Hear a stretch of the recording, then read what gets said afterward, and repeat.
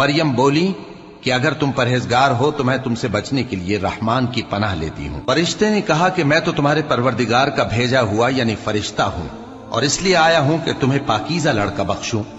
مریم نے کہا کہ میرے ہاں لڑکا کیوں کر ہوگا، جبکہ مجھے کسی مرد نے بطور شوہر چھوا تک نہیں، اور میں بدکار بھی نہیں ہوں۔ فرشتے نے کہا کہ یوں ہی ہوگا، تمہارے پروردگار نے فرمایا کہ یہ مجھے آسان ہے، اور میں اسے اسی طریق پر پیدا کروں گا تاکہ اس کو ہم لوگوں کے لیے اپنی طرف سے نشانی اور ذریعہ رحمت بنائیں، اور یہ کام مقرر ہو چکا ہے۔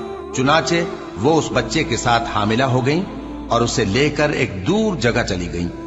پھر درد ذہ ان کو کھجور کے تنے کی طرف لے آیا، کہنے لگی کہ کاش میں اس سے پہلے مر چکتی اور بھولی بسری ہو گئی ہوتی۔